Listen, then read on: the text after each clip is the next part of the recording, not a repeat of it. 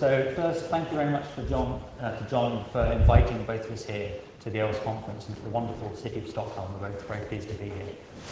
My name is Chris Evans. I lead security for the Chrome open source browser and I guess the Google Chrome browser that sits on top of that code base. I'm here with my colleague Ian Fetty.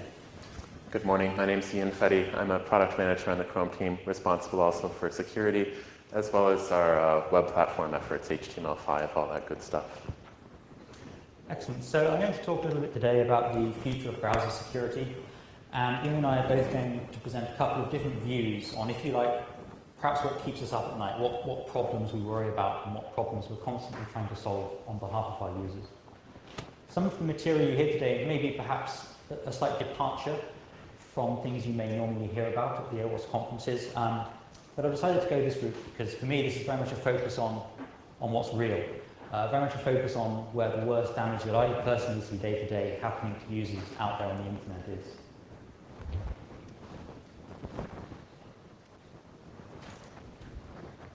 So this introduction will be old news for I'm sure all of you, but we really are in a war, and the browser is one of the fronts on this war, on the browser ecosystems.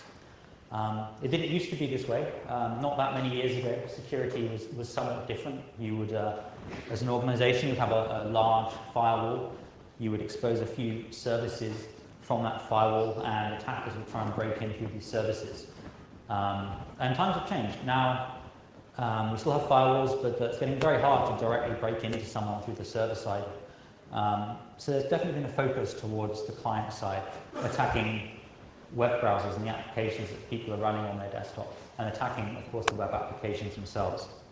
So I'm going to talk a little bit about what changes we've seen in terms of the defenses over the past few years, and then the attacks that have adapted to those defenses, and then sort of look at the most recent changes that have been going on and how everything is adapting today and also a little bit into the future. So here's an overview of what we're going to talk about. We're going to briefly cover what the browser ecosystem is and what threats there are against it. We're going to cover some developments that have been going on within that ecosystem.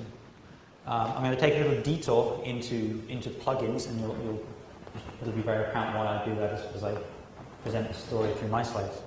I'll look to the future to see what trends we might see in terms of defenses deployed and then how malware might react to that.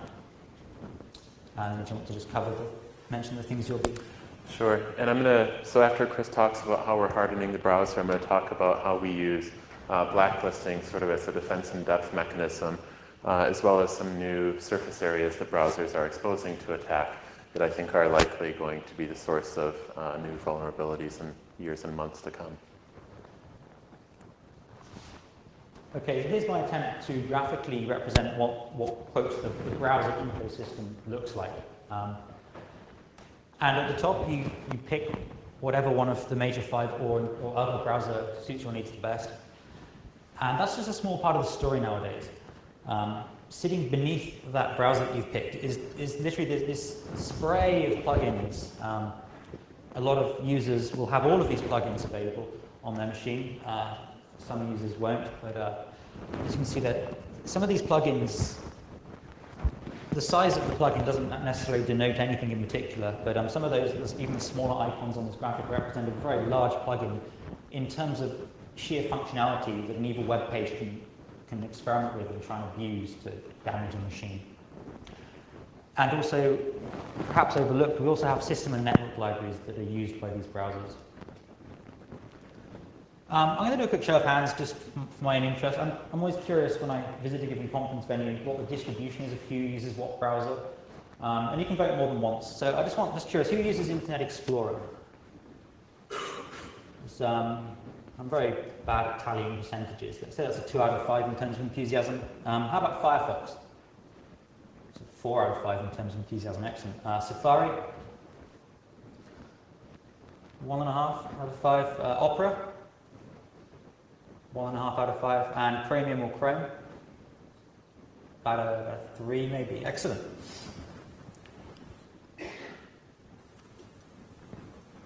So in terms of these pieces here, what threats can they pose to you as a user of these pieces? And I'm going to split these up into 3 threats, and I'm going to go in reverse order here. So number 3 is what I call web app-based leaks. So this is threats whereby the facilities provided by the browsers and by the plugins simply aren't very conducive to building a robust web application on top of them. I'm not going to cover so much about that today.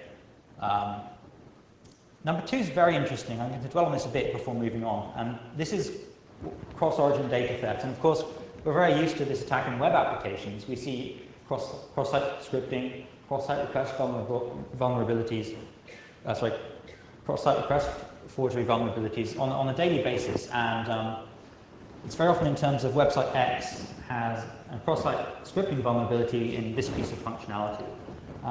What's interesting to me is that recently I've been working a lot on cross-origin data theft issues, but whereby the actual bug for these has been in the browser or in one of the plugins in the browser ecosystem that we saw.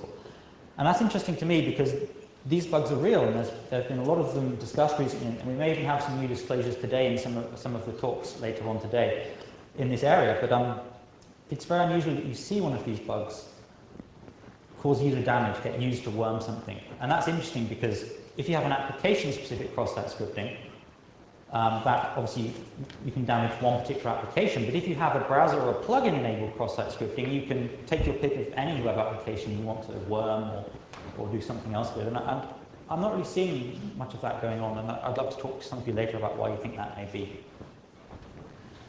So moving on to what I'm going to focus on is the threat of arbitrary code execution. So this is where you visit either an evil website, or maybe it's a good website but it's been compromised, or it's a good website but the advertising network, is serving up some drive-by download. The threat here is that you visit this evil website and it compromises your machine via either a bug in the browser or some other part of the ecosystem that we saw earlier. And that's obviously really bad because once someone has control of your local machine, they can do anything, and that includes web attacks. They don't need to cross-site script you if they have your local machine. They can just log your passwords as you log into your bank, and that's obviously a very bad attack. And we're seeing it's the majority of the damage I see in the wild. We have botnets with 3 million machines in, and when anyone on one of those 3 million machines logs into that machine to their bank, their banking password is sent off to someone and sold, their credit card's lost. So this is a huge issue. I've split arbitrary code execution down into 3 types.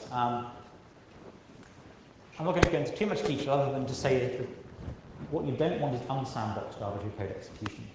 If you have unsandboxed arbitrary code execution, it means that one bug gets you complete control of someone's machine, and that's game over. What we'd really like to see is a little bit more sandboxing, and we're going to go on to that shortly. So just to sort of set the story on how attacks have been sort of shifting in direction and focus. If we look maybe 15 years ago or so, things were very different. I quite clearly remember I was in an office with some colleagues, and these colleagues were emailing around executables. And these executables would do something, maybe it's Christmas, it'd make like a little reindeer dance across your screen. It was very pretty. And this was 15 years ago, and what was interesting about this time 15 years ago is the reindeer would dance across the screen, and it wouldn't actually compromise the machine as well in the background. So it used to be the case that you really could email executables to each other and no one would do bad things to you. Of course, very quickly that became a vector for malware distribution. And we sort of got that problem under control with these bullet points here. We have email clients that don't really let you email executables to each other so much anymore. That's both the web ones and the client-side ones. If you try and download an executable from the web in a modern operating system, such as Windows 7, you'll get a whole ton of dialogues trying to stop you from doing that. If you click through them, we've now got protected mode execution, such that that executable will run with lower privileges. Organizations deploy admin control so that you just can't run executables that come from the web. Antivirus enhancements, and so on and so on. So that forced attackers to change their focus. And until recently, their focus was very much in exploiting your web browser. That means they find a bug in your web browser, somehow get you to visit an evil site or serve up an evil ad, and bang, they compromise your machine via a single bug in your web browser. And in terms of making the situation better here, the ball was started rolling by Microsoft when they released the browser Internet Explorer 7 on the Windows Vista platform, and obviously newer combinations also have this. And they introduced a protected mode sandbox, such that any single bug in the browser that gets code execution on the machine that code execution runs in a very limited capacity, such that the installation of persistent malware is actually very difficult to do. And that was a huge boost in security. Other browsers that have gone this route, Chromium on XP had a file system sandbox. On Vista and newer, we threw in the protected mode sandbox as well because the facility was there. And also, this is very operating system dependent, but we found a way to apply sandboxing to the browser on both the Linux and the Mac ports as well now.